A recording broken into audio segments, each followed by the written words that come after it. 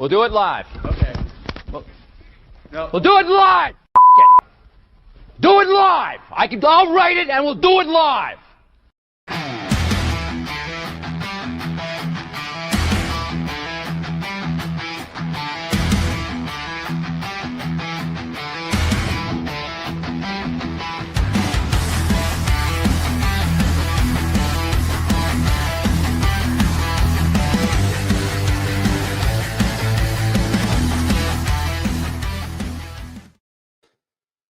Oh, we are back. We are back here on a Friday evening. Jared, you've got places to go, people to see on a Friday night. You're about to make your way to Ann Arbor. Yeah. Did you take up my offer on any of those? My friend, I have an 8:45 reservation at what's the name of the place? Well, there's the Dixboro Project. That was the one I sent you, and then the is that the one you're going to? Yep, that's the one we're going to. So all my fans don't all show up at once. I shouldn't have told you where I'm going to be. I should probably call and give them a heads up. Oh, boy. There's going to be a crowd. People are going to want to take pictures. We have a doctor in the house tonight. I don't know if they're fully prepared for it. But, it's, we wanted to hop back on. I think it's been almost, 2 weeks since we last did the live. And I think when you get on and you do these during this transfer portal moment in time, it just gets to be a little bit chaotic. It gets to be a lot. And honestly, I feel for anyone. I mean, if you're super into it, like all the transactions and movements or whatever, like you've got to be really enjoying this. But I feel like for most people, it's one of those situations where it's just like, I don't know, whoever they're bringing in, cool. Whoever they're losing, cool. Just let me know when it's done. Let me know what we have to work with. And then I'll find a way to get excited about it. I know that, Jared, you and I talk about this. We text about it a lot. I feel like you were a little bit more resistant to the whole hatred of the portal, kind of distaste and dislike of this era. But based on some of the recent texts I've gotten from you, it feels like you might be coming over to the dark side here. Portal exhaustion. Do you have it? It's portal exhaustion. It's not even that. I still kind of like the transfer portal. I get the point. They need some tweaking. It needs some rules. I think you laid down a pretty good path, which I'm sure you'll bring up later because you always want to take credit for your ideas. I like to get on my soapbox. Yeah, I know it's probably number one on there, but no, I agree with a lot of them. I think it's exhausting. I'm just trying to keep track of who's who. And then I saw a stat today that was kind of like made me rethink the whole thing. Like over 10,000 kids went in the portal. Like 6,700 are still unsigned. But there aren't 6,700 positions open anymore. 10,000? And just in over this cycle? 10,000. That's what I just saw. In college football? Yeah, some crazy number like that. Or maybe it was up there, dude. It was wild. Think about it. So all these schools, dude, that's wild to me. Yeah. One school got 68 new kids.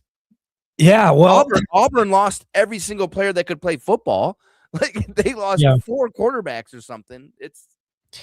Yeah, I mean, it was fun. I think I remember, when Michigan was making some key additions here and there, like during the championship run. And, I think during the Harbaugh years when they were it was all sort of new and Michigan would bring in a couple of players to like fit whatever they need to fit it. You had, who was it? Drake Nugent playing center during was that the 2023 season? They had Drake Nugent at center, I believe. Yes. So. Transfer from Stanford. So, plugging in little key pieces here and there that you needed. But it's at the point now where you look at a lot of these programs and you try to think of who's coming back on the roster. And it's like, it's almost an entirely new roster. Now, fortunately for Michigan, you're getting some of the big name guys back, mainly, guys like Bryce Underwood and Jordan Marshall. But it's really hard, man. It's hard to, we've talked about this before, get emotionally invested into a team when, you look down. The last count that I had for guys that are entering the portal, let me just pull up the number here because I want to make sure I get it accurately. So for guys who have entered the portal for Michigan, they've had 28 players enter the transfer portal, 19 of which have since committed elsewhere. And so when you've got 28 guys that enter the portal, I mean, that's a significant chunk of your roster. When you go down here, Jared, you and I talked about this before we clicked the live button that, 28 guys seems like a lot, but when you go through it name by name, it doesn't seem like Michigan has sustained too many big losses. There are a handful on there that you'd like to see come back. So Michigan's lost 28 to the portal. There's some guys who are probably going to come back. I know Eno Etta is one of those guys that it sounds like he's leaning toward coming back to Michigan. But then in terms of guys that are coming in to Michigan from the portal. 17 guys, Kyle Whittingham and his staff have landed out of the transfer portal. And I think there's a lot to like about what's there. And in addition to the portal guys, maybe a good place to start is with the guys who are already on the roster. This is another one of those fun parts about the transfer portal era is fun. You've got to wait for guys who are already here on the roster to announce whether or not they're coming back, even if they haven't entered the portal yet. Let's just change that to like Etta is renegotiating, not renegotiating his contract. That's what he's in purgatory. He's in between. Like, just say you're renegotiating, man, because that's what gets exhausting. I think I text you about him. Like, damn, didn't want to lose this guy. Turns out the whole he's wearing Michigan shit, just renegotiating his contract. Yeah, and I know there's a big question about Andrew Marsh and why, at least publicly, there's no knowledge that he signed any sort of contract at this point. But also, Andrew Marsh is not in the transfer portal as of now. The transfer portal officially closes at midnight tonight. So, the window there is limited. You've seen some big names enter the portal today. But Andrew Marsh is a guy, perfect example of where we're kind of at in this current era of college football, where, high level guy, had an incredible freshman season. He's not entered the transfer portal, but everybody's kind of sitting back and waiting like, oh God, are we going to get that official announcement? We haven't seen him tweet out that picture or, share that LFG picture that all the other players. So every single year, man, it's like, it seems like this is where you're going to be. You go into the offseason and your entire roster is on the chopping block. Some of those guys are going to come back. A lot of those guys are not going to come back. And when you go into the following year, your roster is presumably going to have 50, 60, 70, 80 new guys on the roster. And I'm still not sure whether or not that's good for the overall, world of college football. It's just there's a lot going on. And I think for fans, it's easy to tune out this part. Maybe guys like us are only stressed about it because we're in it so much. I don't know if the average fan even gives a shit, Jared. Do you think that's a big part of it? Like, do you think the average fan even cares about all these transactions and back and forth and who's staying and who's going? I mean, I think they're paying attention because it's it's your team, but they're not as in depth as some people are, I guess. I was always, we were, before we were on here, you and I used to text about this, and I have probably 3 or 4 group chats that are dedicated to comings and goings of college football players now. And I have to correct myself. Mike Shook fixed it for me, one of our esteemed fans over here. It's 10,000 across all. Okay. But 60, so I did a double take, 6,700 in D1. Yeah. 6,700 D1 players went into the portal in a 2-week period. It's crazy. Larry McCall from again, the numbers are skewed, right? Because we got guys that are transferring to renegotiate. Were they ever really well, that's the thing. I mean, we don't know. Honestly, there's no real reason to not enter the transfer portal every single offseason, especially if you're trying to negotiate a better deal for yourself. I mean, now if you're at the level of like a Bryce Underwood where you've already signed a lucrative deal, it's clear that you are a top priority. Maybe even to a certain extent, that's why Andrew Marsh didn't. It doesn't mean that their agents aren't shopping it and testing the market and getting back numbers. So even in these days, you don't necessarily have to enter the portal. And a lot of times, like all of that stuff, that back channel stuff and those conversations are already happening. And that's why you'll see a high level guy enter the transfer portal with a do not contact tag on them, because those deals have already been worked out long before the player entered the portal. But Larry McCall from the YouTube page says, I'm tired of seeing guys who aren't starters announcing they are coming back, any team, not just Michigan. Yeah, I mean, that's a part of it. But Larry, I guess what I'll say to this is, in today's era, one of the most difficult things to do with a roster, Jared, I'm sure that you'll agree with this, is building depth, right? Everybody wants to be a marquee guy. Everybody wants to be a starter. And somebody who's not a starter at Michigan can probably go elsewhere and become a starter depending on what the need of that team is. So, even though it's hard to get super excited about guys who aren't premier guys or guys who aren't even technically guaranteed starters on the roster, Larry, you absolutely need depth on the roster. You need to be able to rotate guys. And so I get excited every time I see somebody announcing they're coming back, because that's just one less question mark that we have on the roster. Yeah, I'm with you. I wonder if he's saying that he's just tired of seeing it in general, like not just Michigan. I don't know. I'm sure it's overwhelming because, like, if you follow sports in general right now, like, you follow not generic, but an overall college football account on X. It's just transfer this, transfer that, this kicker that. I saw that what's that ball boy for that one school? He always came out with the big box. Did you see? Was he put he himself in the portal? Oh my God! Was that basketball though? Wasn't it? Yeah, he's in the transfer portal or something. What the hell is even that? That's how I feel about a lot of this stuff that I'm seeing. It can be exhausting for sure. But I think, look, we can get on the soapbox maybe there a little bit later, talking about the transfer portal overall. Let's just talk about the Michigan roster as it is right now. There was some big news that came out today. We'll start with guys that are returning. Like I said, on that list so far, there are 21 guys who are already on the roster who announced that they're coming back. But today, Rod Moore was a big name that we saw pop up. Rod Moore was granted a 6th year of eligibility from the NCAA.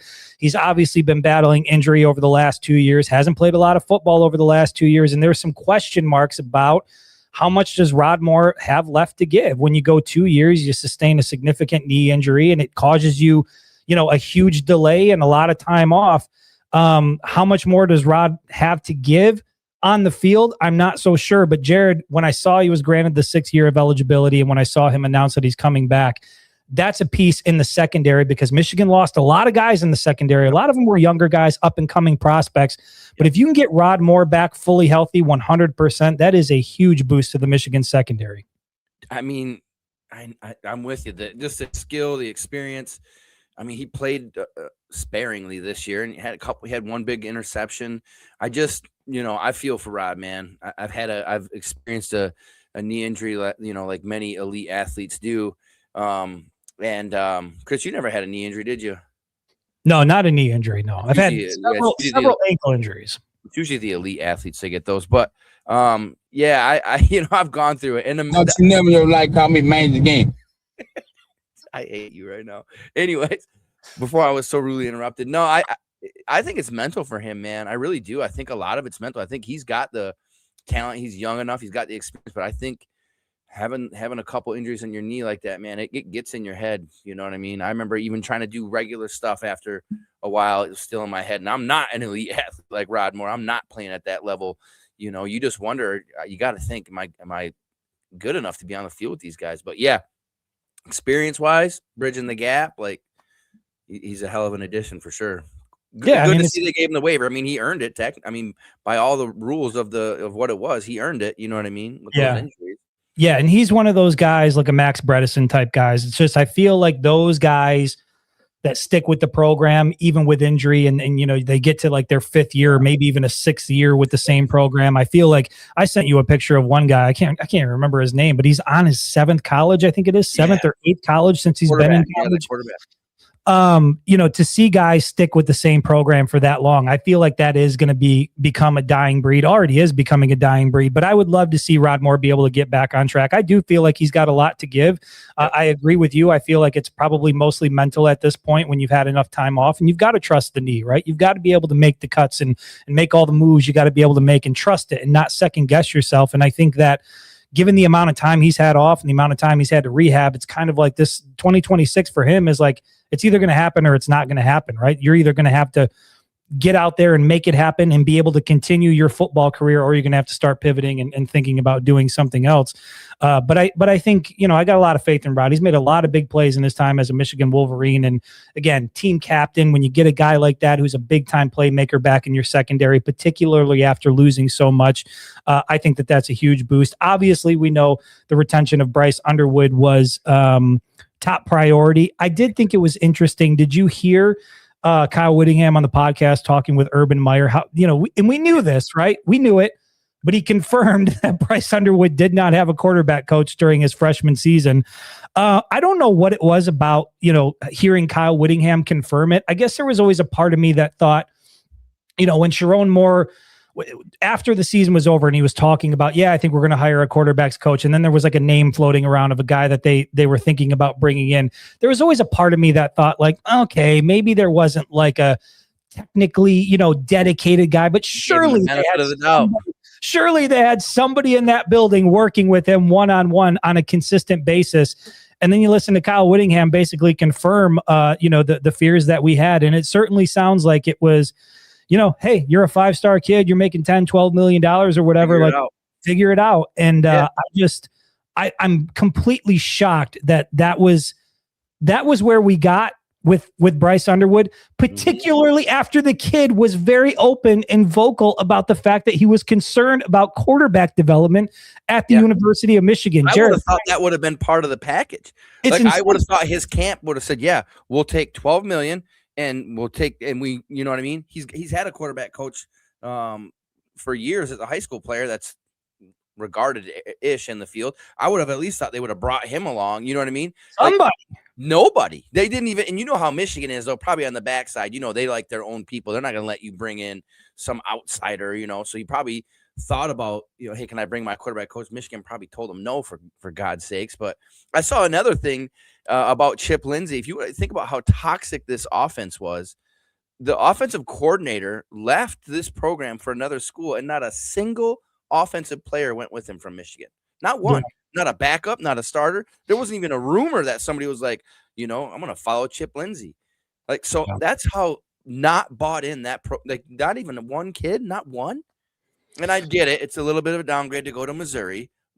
Still an SEC school. They had a great season, and you work so close with an offensive coordinator, and nobody even flinched. Yeah. Well, that's a bad side of the ball last year. I think part of it was, the offense was lackluster. Bryce Underwood didn't have a quarterback's coach. And then you look at what they're bringing in Jason Beck and what the offense looked like at Utah. And I think that there's a lot of guys in the building right now that are pretty excited and happy and looking forward to actually being developed. And again, I said this on the last podcast, I think that there were some good coaches in the building, a couple of which are still in the program right now. They're part of Kyle Whittingham's staff, one of those guys being Tony Alford. I think that there were good coaches on Sharon Moore's staff, but by and large, I just feel like this group entirely was completely underdeveloped, even on the offensive line. You know, when you look at some of the things that were going on in the secondary, and you know, we can have some questions about that, but you know, wide receivers. I mean, when was the last time you actually felt like you were seeing true development in the wide receiver group? Now, Andrew Marsh went out and had a hell of a true freshman season, but I think that's more of a credit to who Andrew Marsh is and the talent he came in with. I don't know that that's the result of like incredible development by Ron Bellamy. I'm not doubting that Ron Bellamy's a likable guy and that his players loved him. But at the end of the day, like, this is about development. This is about getting guys ready for the next level. When you come play D1 ball at the University of Michigan, for the vast majority of these guys, they're trying to get to the next level and play out their dream of playing in the NFL. So look, I guess where I sit here today, when you look about the guys, or when you look at the list of the guys that Kyle Whittingham has been able to retain: Bryce Underwood, Jordan Marshall, Blake Frazier, Andrew Babalola, Andrew Sprague. You know, you look at the offensive line, they're bringing a ton of guys back. Zeke Berry ended up coming back. Jair Hill in the secondary is coming back. Jordan Young entered the portal. Now he's coming back. Andrew Marsh, there's no official word on it, but again, portal closes tonight. We haven't heard anything. It sounds like he's as good as staying in Ann Arbor. Zach Marshall, Trey Pierce, Shamari Earls, Rod Moore, Dominic Nichols, Cam Brandt. I mean, go down the list. There's a lot of guys, offense and defense, that I think, credit to Kyle Whittingham being able to come into a shitty situation and retain a lot of those key players. Do you want to go through some of these guys that you're most excited about incoming from the transfer portal? Because I think they're, you know, I'll be honest, there's some names on here. I saw them pop up and I was like, who the hell is this guy? And this is one of the things about the transfer portal era now, is that you're going to hear names that you've never heard before. You're going to see guys you've never seen before. Michigan signed a couple of long snappers. They've been doing work in the transfer portal on special teams, which thank God. I know that some people roll their eyebrows and they're like, Jesus Christ, another long snapper. We've got a punter. We got a kicker. But if you watched Michigan football last year, you understand how painful it is when your special teams is a complete disaster. So thankfully, Kerry Coombs is out there doing work and Michigan is loading up on special teams.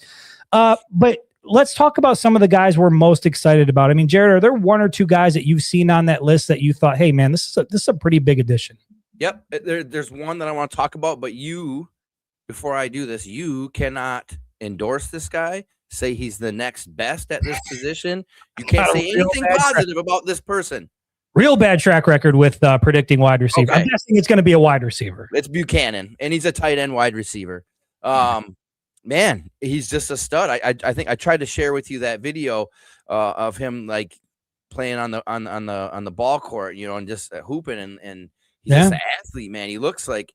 And I think when you shared it on the Facebook page, one of the fans said he looks like more of a receiver, which he does. I think he's I mean, he is more of a receiver, and they've got him listed at body, right? 208 pounds, 110 pounds. They've got him listed at wide receiver when they Michigan. Okay, they announced. Yeah, so he's good. He's good. They had him as a tight end. I'm like, that ain't. So I'm excited for that kid, man. He looks athletic. He looks like a kind of like a freak, you know what I mean? And hopefully they can use him. He was pretty high rated in the portal too. I think he was, a top 20 guy. When I looked last time, Rivals or On3 had him in the top 20. Which was weird to me anyways, because they didn't have Justice Haynes in the top 20, which was odd to me. But Buchanan is one I'm excited for because that's what we wanted, right? When everybody was talking about receivers. We need receivers. So if I had to pick one guy, that would be the one that I'm kind of excited about. Yeah. What about you? Which one sticks out to you? Well, I mean, I'm not allowed to say JJ Buchanan at this point.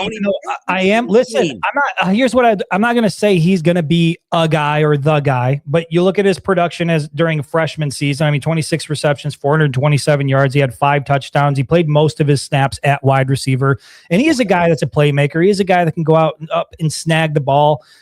He's quick and he's got a little bit of an edge to him, which I like. I like guys that have a little bit of that, that toughness to him, and so. Yeah, this portal season for us was about how many weapons can you surround Bryce Underwood with? And when you look at JJ Buchanan, when you look at Jamie French is another guy, wide receiver from Texas. He's a guy that a lot of people are excited about. Doesn't have a lot of production, but a former high 4-star, 5-star type recruit. Yeah, French, yep. Yeah, but he's another guy that people are excited about. And so I think that, Whittingham knows that he's got to add weapons. And I think another big part of that is making sure you keep Andrew Marsh. So when you look at Andrew Marsh, JJ Buchanan, and Jamie French, I think that those are 3 solid weapons when you compare what Bryce Underwood was working with last year. To me, it seems that they've made an upgrade there. So I'm pretty excited about what they've done as far as wide receivers are concerned. I don't think that they're going to be adding any more there. One of the guys that I'm really excited about is Smith Snowden, who's a 2-way player from Utah. He's a veteran guy. He's an all Big 12 player.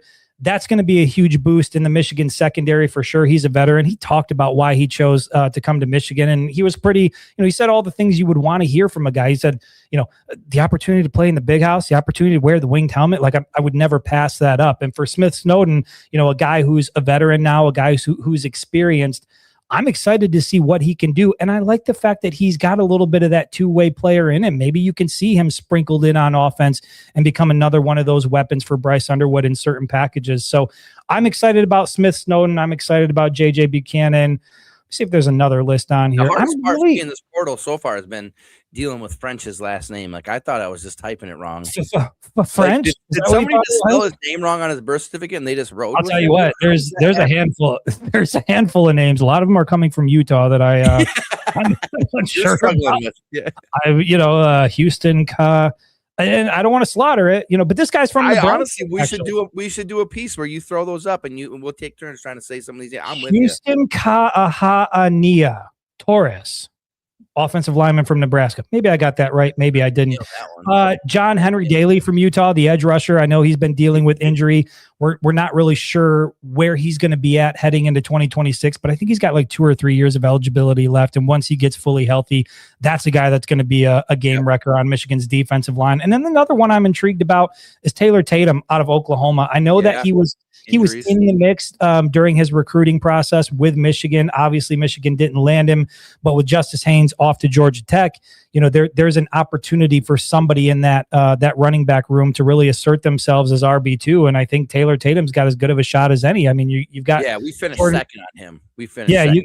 You got Jordan Marshall that's going to lead the way. He's going to be your bell cow, but then you got Savion Hyder coming in. You got Taylor Tatum there. You lost Jasper Parker to the transfer portal, and you lost Bryson Cusdahl to the transfer portal. So to me, that seems like that's going to be your top 3. I just think that Kyle Whittingham has done a really good job of adding certain pieces offensively that are really going to help boost what they're trying to do. Defensively, there's still some question marks. I know the biggest one is at linebacker. Michigan has some guys returning there, but I feel like when you lose a guy like Cole Sullivan and you lose a guy like Ernest Hausman and you lose a guy like Jimmy Rolder, right now it doesn't feel like Michigan is replacing that with equal or better talent at this point. I know there's still some hope that we're going to see that. But let me see who we brought in. You got Christian Pierce at linebacker out of Western Illinois, and you got Max Alford from BYU, who I believe is Tony Alford's nephew. I'm pretty sure. He's in the family over as a receiver. His son came over from Butler as a wide receiver. I mean, both those linebackers, though, if you look at their stat line, they're pretty solid. And then you got Trey Bowles as a linebacker too, right? Yes. Yeah. Trey Bowles. So he's coming back. You got Chase Taylor, Nathaniel Owusu Boateng, and you got Troy Bowles. Say his name again. Boateng.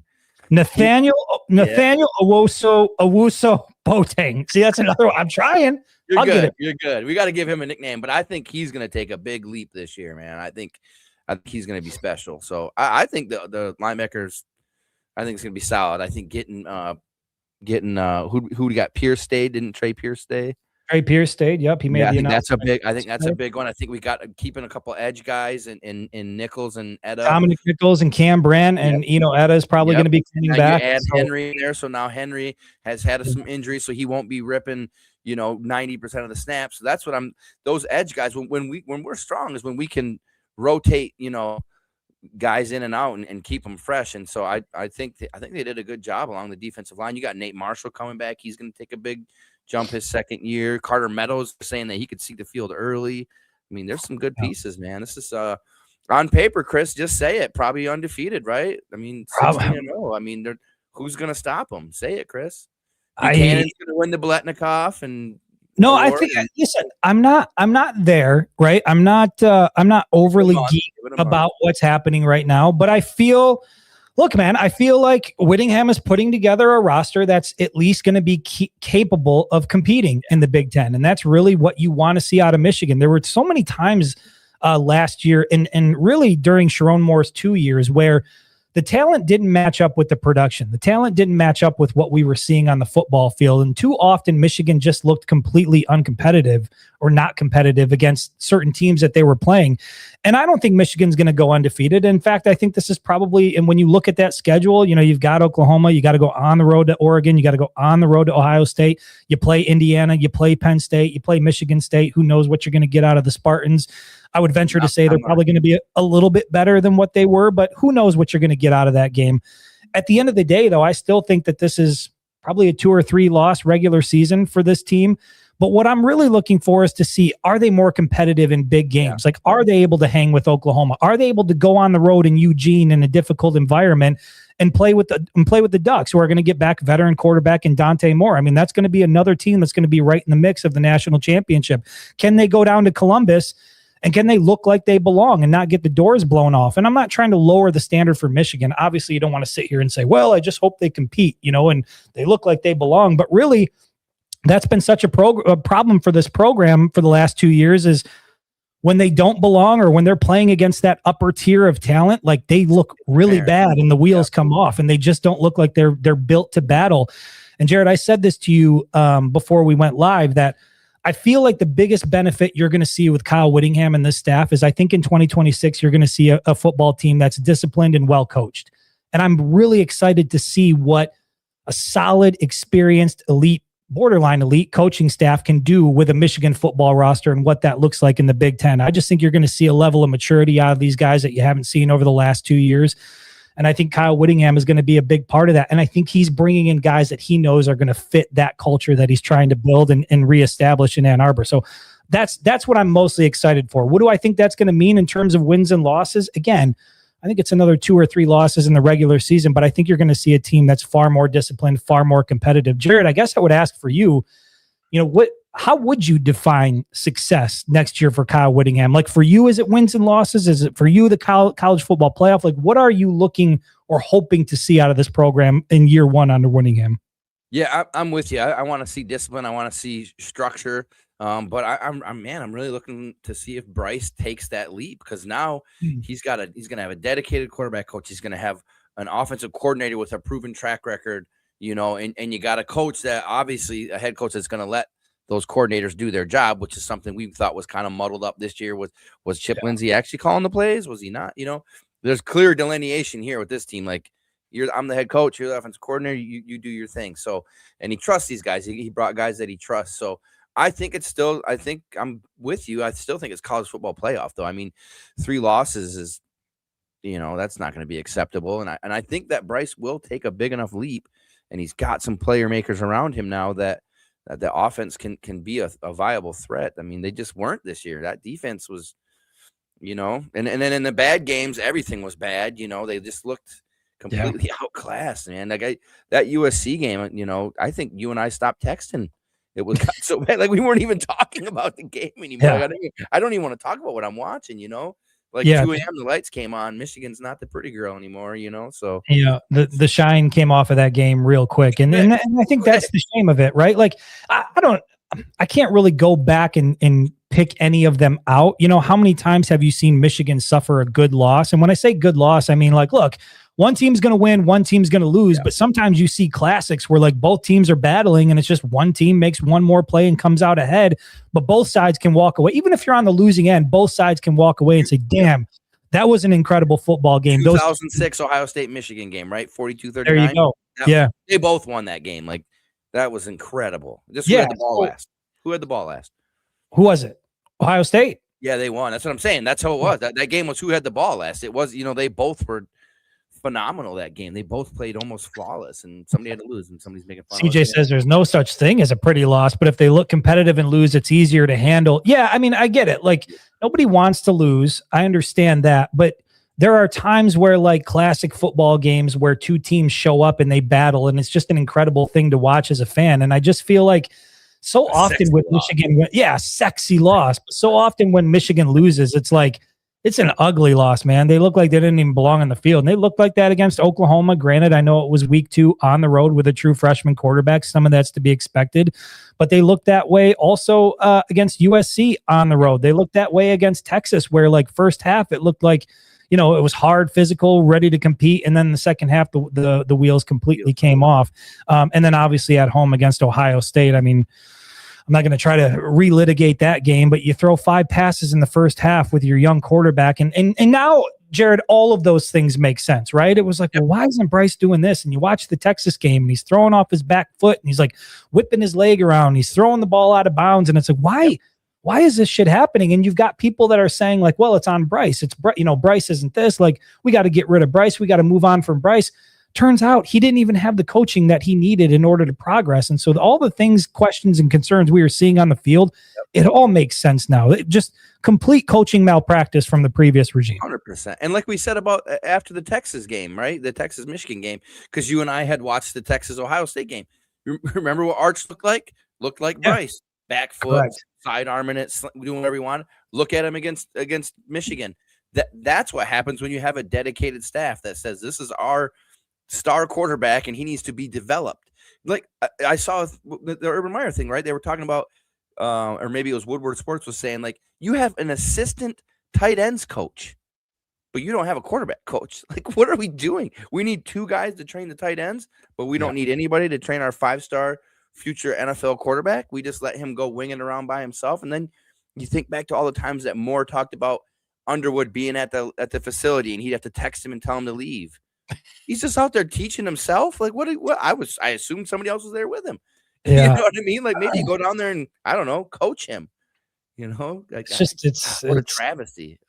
Insane that it happened. But again, I mean, you're right. The Arch Manning thing is a perfect example. We watched that game week 1 against Ohio State, and we were both shocked at how just flustered he looked. I mean, he was doing a lot of different stuff to try to like squeeze the ball into places he shouldn't have been doing it. His mechanics looked completely off. And I remember it was like, I was shocked at that performance. And then you fast forward all the way to the game against Michigan, and Arch looks like a Heisman Trophy candidate. And he will be one of the favorites next year. And so I think what he did against Michigan was a big part of laying the foundation for that. And so, yeah, man, it's a shame that you didn't see that development. But again, I think that if you never want it to happen the way that it happened, it sucks that it had to go the way it did.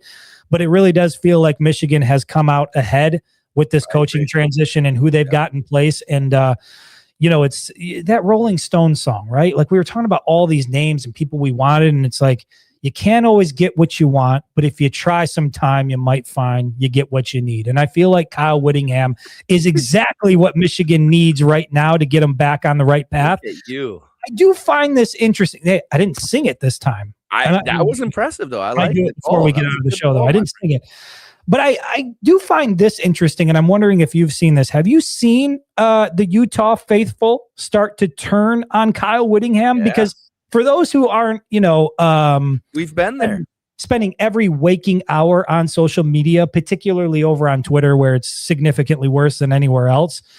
There was a period of time where Utah fans and Michigan fans had like coalesced, and it felt like there was this strange brotherhood developing. It was Utah fans who were kind of sad to lose Kyle Whittingham, but they were excited that he was being embraced by Michigan, and there was like this whole love fest going on. Fast forward to right now, Utah fans, a good chunk of them have not only written Kyle Whittingham off, not only are they basically distancing themselves from him, but they view him as a snake, somebody who's pillaged the program, somebody who's tried to take recruits, somebody who's tried to take top players. Have you seen this? I just think this is a weird thing that's happened. Really, man, I'm going to put it to you real easy, right? I'm going to give you a real good analogy here. It's like you give your buddy a beer, like, that's cool. Let's have a beer. We share it. Yeah. And the son of a bitch takes the whole case.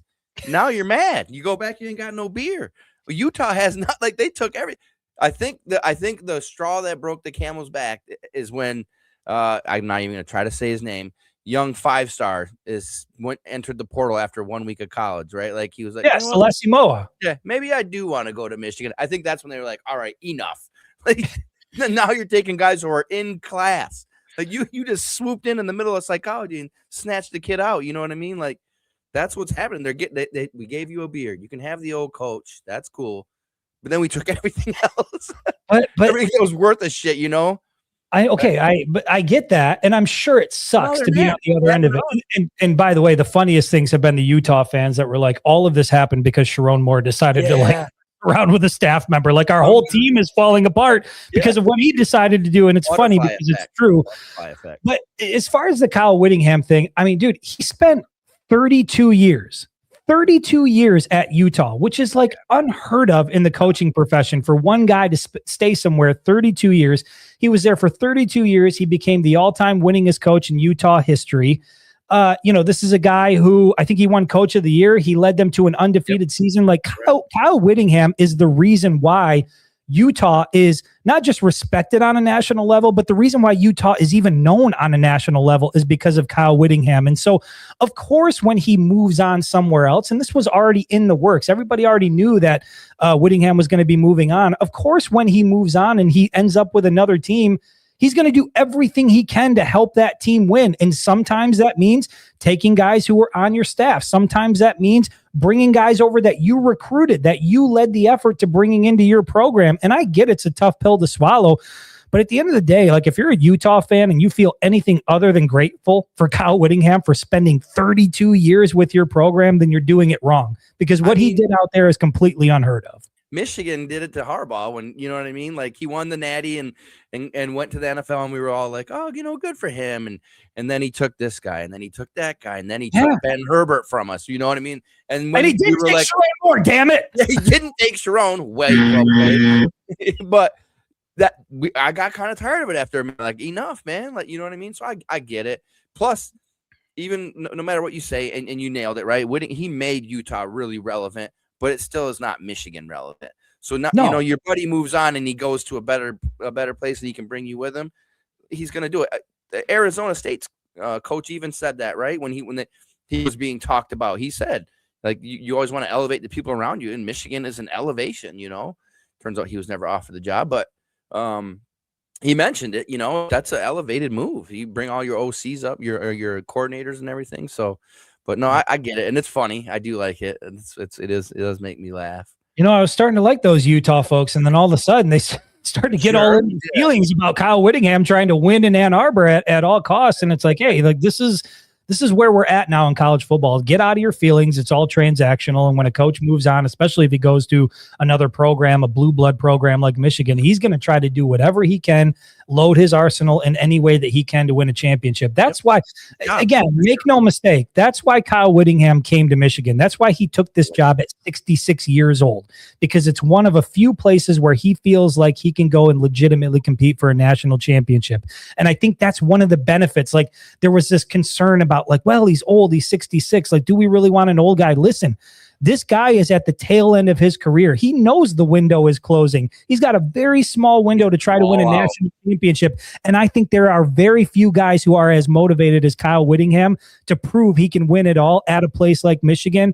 And so I think that him being at the tail end of his career could actually work out quite nicely for the Wolverine faithful. He's a Hall of Fame quarterback or a coach without one thing. Without one thing. All the other Hall of Fame coaches have. From all I've heard about him is he's a pretty competitive guy. He's pretty locked in. He wants to win, you know, maybe to a fault, but he wants to win. I think this is going to end up, I'm completely here for it. And a no nonsense, no BS type head coach who's all about football and wants to get back to the business of football. So yeah, man, I think that this could work out quite nicely for the Wolverines. But again, when you look at the guys that he was able to retain, the guys that are coming back, and we're going to see more announcements coming out here in the coming days of guys who never left but are still announcing that they're coming back. You're going to see more of that. You're going to see more portal additions. I just think he's going about it the right way. What that looks like on fall Saturdays, how competitive Michigan is going to be, that remains to be seen. But, it's hard not to like at least the direction of where things are headed. It feels like Michigan is in a better spot now going into 2026 than the program would have been under Sharon Moore with bringing back everybody that you possibly could. I guess let's transition there because we talked about some of the things that we like about people that are coming in. Which of these losses do you think are the most significant, the most painful, the ones where you would have tried to do more to keep them in the building if you could? I'm kind of tied between two. Obviously, Cole Sullivan. I thought the kid had a lot of potential, and I still think he does, obviously. But and then Hillman hit me because he just seemed like the heart and soul of the defense, right? Like he's like that heavy hitter that can change. Like I saw games last year, the defense was kind of, they were kind of not engaged, and he'd just go crush somebody and just change the whole mood of that core of guys, and I was kind of surprised that he left. But I think he went back to Virginia, and he's from there, right? So I kind of get it. You get the change of coaching and scenery, and you don't really jive with it, or you don't like it, so you go home. So I don't even know that he left for money, to be honest with you, because he went to Virginia. And I don't feel like they're a competitor on the NIL scale with us. You know what I mean? Not something that we certainly couldn't have been like, we'll give you a couple hundred more. You know what I mean? So I feel like there was maybe just some differences of opinion moving forward. And yeah. Could be. And I think there was also a realization that Kyle Whittingham was going to bring guys into the secondary and that Brandon Hillman was probably going to be in a position where he had to compete. And then I also think there's a situation with like Virginia, and this is what I was talking about before in terms of like being able to build depth. Regardless of where Brandon Hillman was on the depth chart, that is a perfect example of a guy who, if he's not going to get the max at Michigan, is probably going to go chase the max somewhere else because there's probably going to be a bigger need. Like at Virginia, there's clearly a bigger need for a Brandon Hillman than there is at Michigan, and a bigger need probably means a bigger payday. Even if Virginia isn't on the same level as Michigan in terms of NIL, individually speaking, they can maybe offer these guys a little bit more and say, hey, like you're going to star in our defense. Like you're not, I guess, yes, on the surface, everything is going to be a competition. You're going to compete, but we view you as a star on the defense. I don't know that he was getting that from Michigan. Again, I'm speculating on all of that, but I think that's why, year to year, man, this is just going to be, until there are some significant changes made with the transfer portal, this is how it's going to be every single year. You're going to go through a single season with some of these guys, and just when you get to week 12 and you're starting to figure out who you have and get excited about some of these young freshmen that are starting to make an impact, you're going to enter the offseason, and a lot of those guys you were excited about are going to be in the portal, and they're probably going to be getting a payday somewhere else. Is that good for the sport, Jared? I don't know. I mean, I think it's, I think that I like the idea that like a guy like Justice Haynes is a perfect example, right? He turned down the NFL, an opportunity to go play in the NFL. And I don't know where he would have been drafted had he gone pro this time around, but I think he would have been one of the top running backs selected. But instead of going to the league, he decided to come back to school for another year. I say school loosely. He decided to come back to college for another year, and probably due in big part to the fact that he's getting a massive bag out there at Georgia Tech to come back and play college football for another season. So if there is one benefit to this transfer portal thing and NIL, I think it's because you get guys who are going to stay in college football a little bit longer and develop themselves a little bit more. But that's the good side of it, I suppose, is that you get some of these top tier players for a little bit longer than you would have otherwise when the only payday was waiting in the NFL. But the downside to it, to me, man, is this turnover, the amount of you got a guy making 7 or 8 transfers during his collegiate career. You've got 6,000 people entering the portal in one cycle. I just, again, is it sustainable? I'm not sure. I think if you're a head coach, I just don't know how you can ever get excited about what you have on your roster, particularly the young guys, when they have every incentive in the world after a season to put themselves in the portal and go test the market. Maybe they'll come back. Maybe they won't. I think it's culture too, right? And that's something that you might not experience with Michigan. If Whittingham, coaches the way we think he's going to coach and builds what we think he's going to build, kids want to stay, then they won't jump in the portal. They'll just handle it behind the scenes like we think Marsh did, right? But yeah, and unless there's some kind of salary cap they got work to do on this portal to get this changed, because eventually you're going to drive fans away a little bit. They're going to get not as interested, right? The fringe fans that you're holding on to are going to be like, this is just chaos. I'm not even going to deal with this. The guys like you and I are making tens of dollars reporting on it. We're going to stick it out. You know what I mean? Like, I got it. You're not getting paid? Tens of dollars? What the hell is even that? Oh boy. I keep checking, but I haven't gotten a check in the mail yet, but it's coming. That payday's coming, Jared. That payday is coming. Wait it up. Yeah, it's exhausting. I feel bad I feel bad. You think about the fan that's really not fully engaged next year. They're going to come to a game and be like, wait, who the hell are these guys? The only thing they're going to know is Bryce Underwood, and I think that's the only thing they're really going to. Yeah, right. Yeah, that's the only thing they're really going to care about. It's a new present for them every year. It's brand new. Right. Well, that's what I was saying, is that I just feel like, to the average fan, to the casual fan who doesn't spend every waking hour following transfer portal, whatever, they're just going to show up and they're going to see number 19 out there and they're going to be happy and they're going to think Michigan is, has a shot to be just as good as they've ever been. And I think, it's really only for the people who are in it every single day where it can feel exhausting when you look at all the turnover from one year to the next. Look, man, I'm at a point right now where I'm over it. I'm excited for the portal to close tonight so that we have a much better idea of who we can count on being here next year. And I think Michigan's going to get a lot of firepower back. And I think they're going to be able to compete for, compete for a Big Ten championship. I'll be honest. I don't really give a shit about the Big Ten championship at this point. Did you hear that, by the way, that the Big Ten is sort of leading this effort to 2014? Yeah, get rid of the conference championships and expand the college football playoff to 24 teams. We haven't talked about that, Jared. I'm curious. What are your thoughts on that? How do you feel about the expansion from 12 teams? I mean, there was a talk about moving up to 16. Now we're already talking about a push to 24. I mean, thoughts on that? I feel like it's inevitable, man. The money's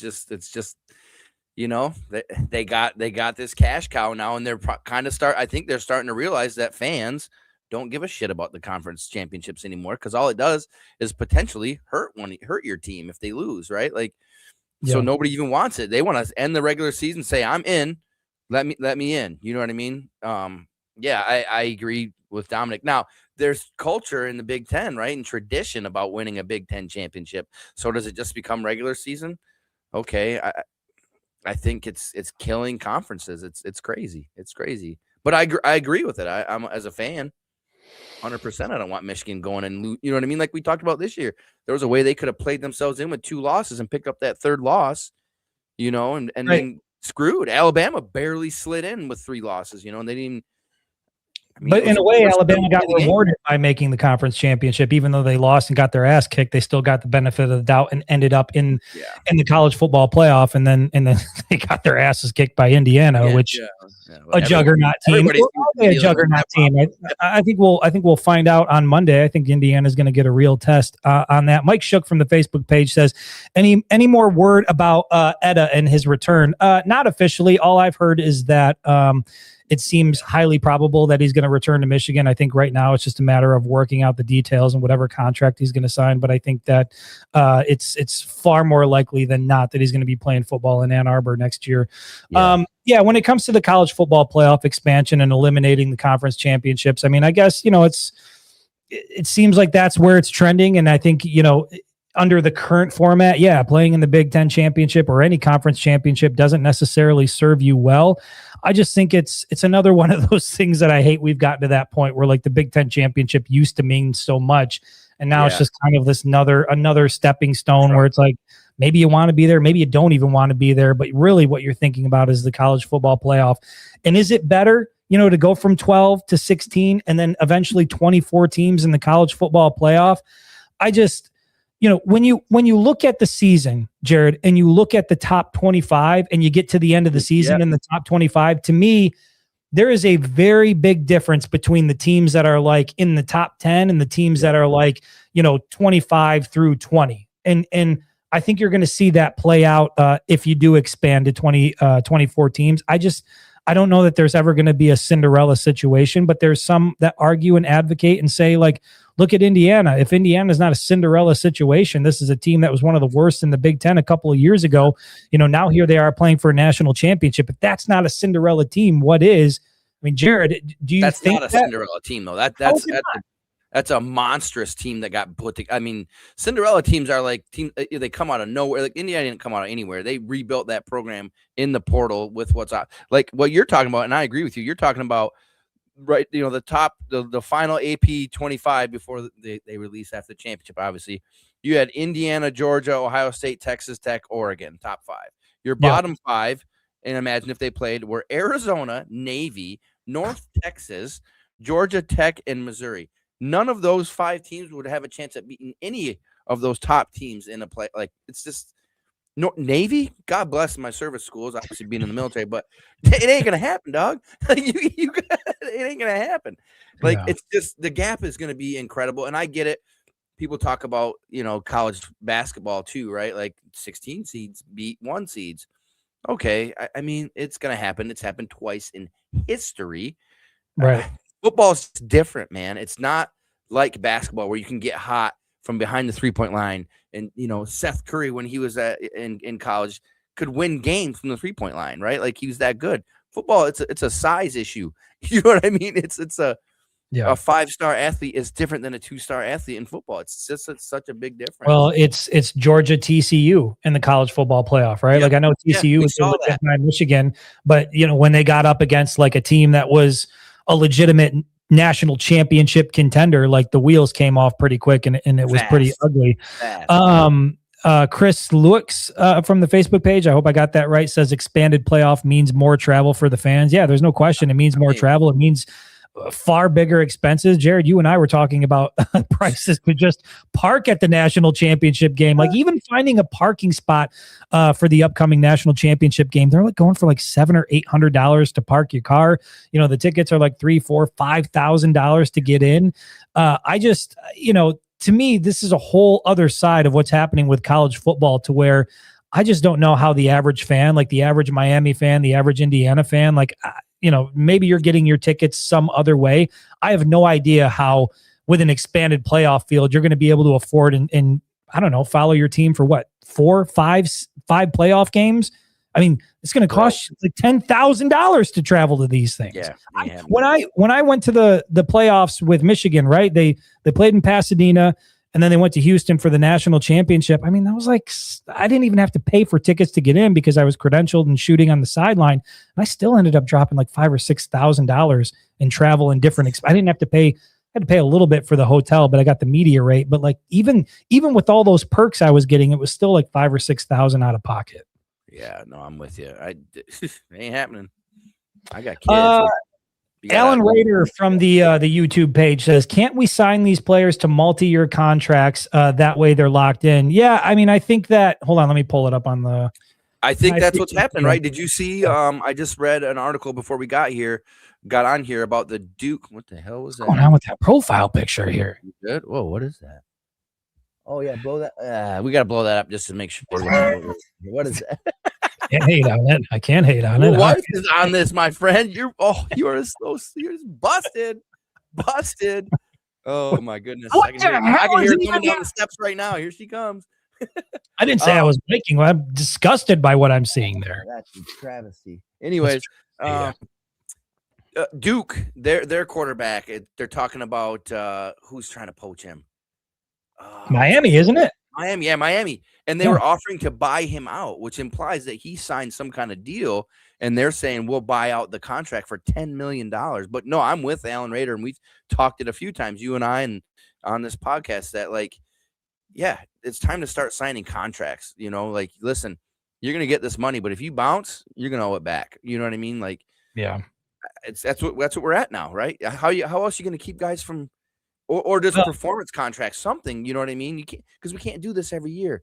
Yeah, but the distinction, right? Isn't there still a debate on whether or not these guys are professionals or they're still student athletes, and what that distinction is, and legally how does that hold up? And I think that's why you have guys that are signing contract. Damon Williams with Washington was another perfect example, right? Where he signed like a $4 million deal, and then it was like, I'm entering the portal, and I'm going to go elsewhere. And they were threatening litigation, right? Like this was going to go to court. And I think that if you start to do these multi-year deals, even though I agree with it, even though I think that, yeah, that's probably what you should do. I mean, Jared, you and I have talked about it. I think that when you're a true freshman and you sign with a school, I think you absolutely 100% must be there for your freshman and sophomore season, no questions asked. I don't think you should be allowed to transfer until you get into your junior season. So if you're a junior, senior, grad transfer, then you can entertain the transfer portal. But when you're a true freshman and a sophomore, I feel like you got to be locked unless into a coaching switch. That's what you said. Unless there's a coaching switch, then you can enter the portal. But outside of that, it's a 2-year commitment to your program, because I think for a head coach, we talk about developing these guys and trying to figure out what you have.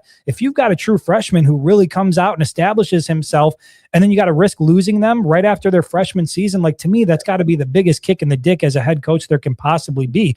Now, the counter argument would be, well, just pay them what they're worth or whatever, but you can't always do that. I've said this before, like, not every player can get max dollars on a roster, and that's why it's so hard to build depth, because all of these guys who are on your roster, a good chunk of them can go get max money elsewhere for a team that has bigger need or doesn't have as much depth. And so if you're a head coach trying to build depth in today's day and age, good luck trying to convince a guy to come to the University of Michigan as a role player. Because if that guy's good enough to play at Michigan as a role player, there's a damn good chance he can go play somewhere else as a starter and get paid more money to do it.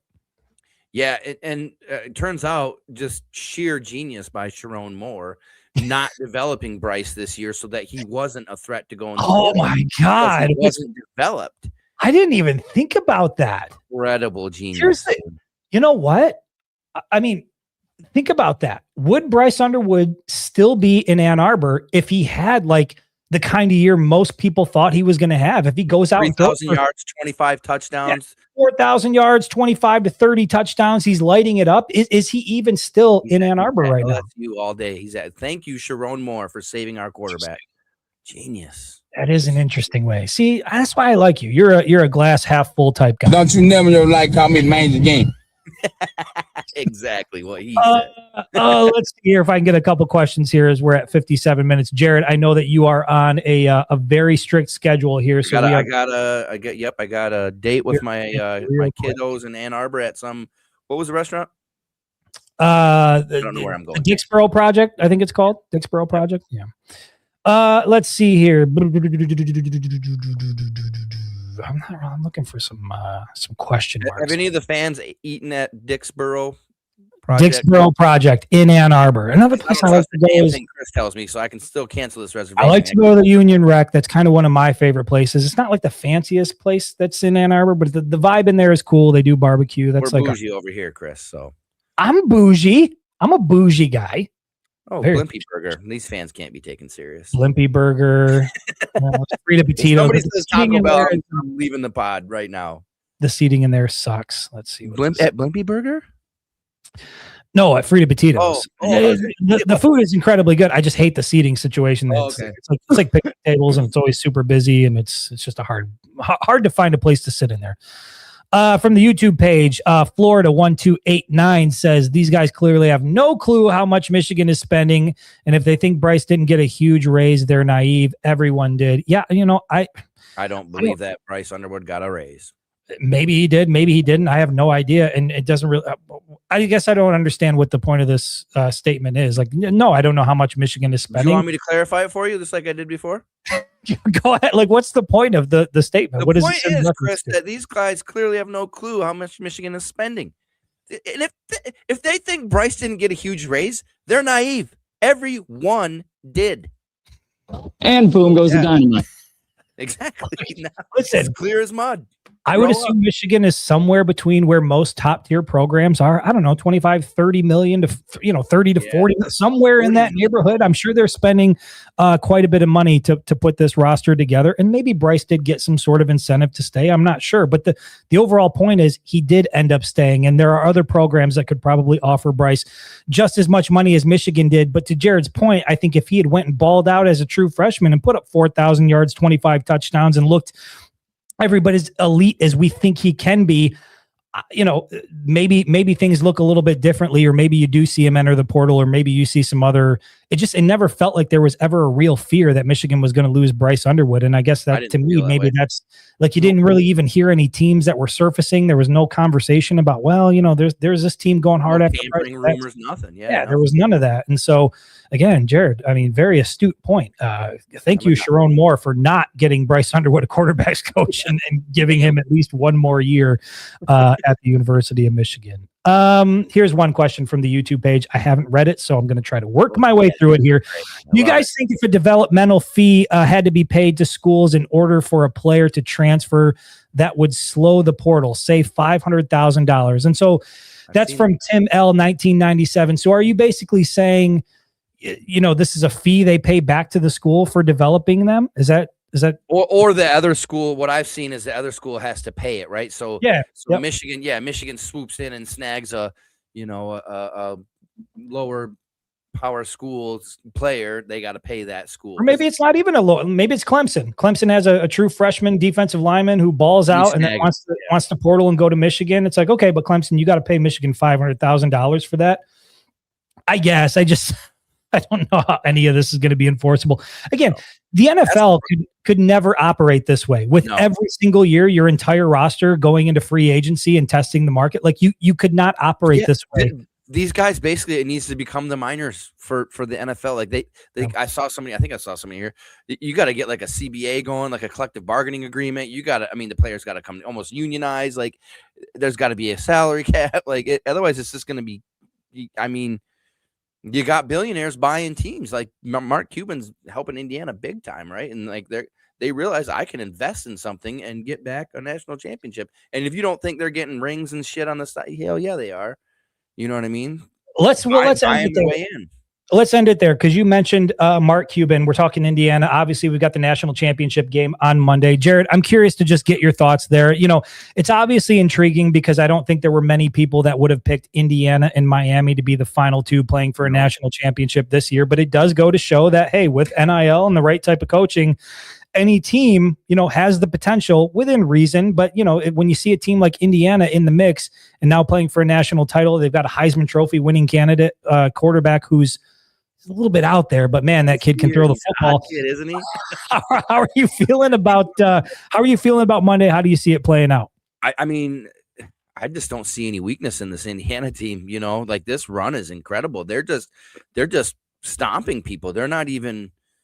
It's not even close. But Miami's got a great defense. They got a veteran quarterback and Carson Beck, who's been playing as long as I've been alive. Man, I don't know. You asked me for a prediction. How do you see it playing out? You can give me I think Indiana's going to win it. I think it's just that it's a magical story. Do you think they're gonna do what they've done? Do you think it's gonna get out of control? Do you think at halftime we're gonna be thinking like, "Holy shit, this is the"? I don't think it's gonna be that. I think they're gonna feel a little bit of nerves. They played at home last game, right? That mattered. They said the fans were incredible and it affected the game. They said that. This is a little bit different. Neutral site, a different style. Oh, neutral site. It's in Miami, for Christ's sake. Neutral for that's true. It's on. That's tough too. This is a home game for the Hurricanes. Yeah, that's true. So that's going to matter. It doesn't bring in more fans because it's just who can afford the damn tickets. It really doesn't. That's true. Yeah. But I think probably Miami people. Well, I don't know.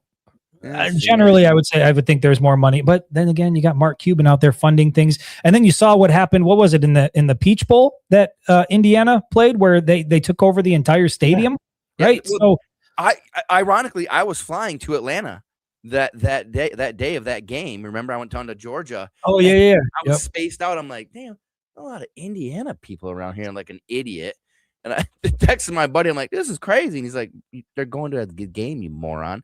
I was on a plane full of them. So they travel. I'll tell you what, they travel. There's some money down there in Bloomington, no doubt about it. Michael Irvin is fun to watch. Yeah. Matt Kirby says Michael Irvin will be fun to watch. Look, this is why I'm 100% rooting for Indiana, in addition to the fact that it's a good story, which, by the way, how about this? Like, if Indiana goes out and shits the bed on Monday night, this whole juggernaut magical run, like, everybody's going to forget about it the next day. Like, nobody's going to remember it. It's not going to mean shit if they don't win the national championship. But Matt Kirby, Michael Irvin is the one reason why I am going to be rooting hard for the Hoosiers. I cannot stand the antics on the sideline. Did you see that video of Michael Irvin when Carson Beck ran in and scored that touchdown against Ole Miss, where Michael Irvin ran onto the sideline and was like dancing and celebrating in front of the photographers who were trying to capture that shot? Like, that shit just drove me insane.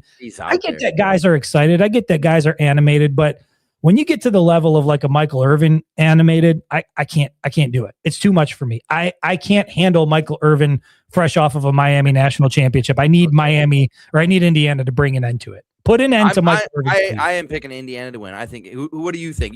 You always put these questions on me, and then I don't get it right, and then I get roasted. You're in the shoot. Who I think they're going to give something defensively that Indiana, against Ohio State, they saw a little bit of it, but I just think Miami's playing at a different level right now. I don't know. I probably got it like 34-27, something like that. I think it's going to be high scoring. I think it's going to be a battle. I think Indiana's just going to make one or two more plays than Miami. But I mean, dude, how crazy is it? We are fans bring up a good point too here. New Life F1s, whatever. Mendoza's returning home too, so that's a valid point. You want to, and again, Disney can't make a movie about this if Indiana loses, right? Like, this is a damn Disney movie right here. If it's scripted, you know Indiana's going to win it. And that Mendoza post game interview, when they put the microphone in his face after winning a national championship, that is going to be must see TV. And you better bring an interpreter too, because he's a weird dude. Follow, and it's hard to understand. I'll break it down for him, whatever he says. That's my job. We'll break it down when we come back on the pod. Yeah. We'll see. Today's Friday, so we'll figure out when we're going to be on next week. We'll look at our schedules here, and we're just kind of waiting for everything to slow down a little bit so that we know what the actual roster looks like heading into next year, and then we can really start to talk, what to expect, what we like about this team, and get into it a little bit deeper. But until then, it's I don't know, cross your fingers, hope everything continues to trend in the right direction. And at some point next week, we'll have a better idea of what this roster looks like. Tune into the Polynesia Bowl. It looks like Michigan's going to pick up at least one, big time commitment who was once at Utah. Now he's leaning toward Michigan, probably going to bring his brother along with him from Michigan State. I think he's a linebacker, so you could use some linebacker depth, but it looks like Michigan's going to make probably a couple more additions tonight. So keep an eye on that. And then we'll be back next week to talk about all the latest with the roster, what's next for the program. I don't know, man. Maybe we'll talk about what's been going on with me, health wise. We'll get into it. A little bit of psychology, a little bit. We can talk about shoveling out in the front. We can talk about a lot of things here on the podcast. Doesn't have to be just football. Women, I can give you advice, Jared. I know you're out there in the market. You're searching. I can. There's a lot that I can bring to this. Oh my God! Holy shit! And we lost all the fans. Good luck in Ann Arbor tonight, Jared. Thank you to all the fans who stopped in. We'll be back next week. I don't know, Tuesday, Thursday at some point. I'll let you guys know, but we'll see. DJ says, give a heads up. We will give a heads up. I appreciate it. Take care. All right.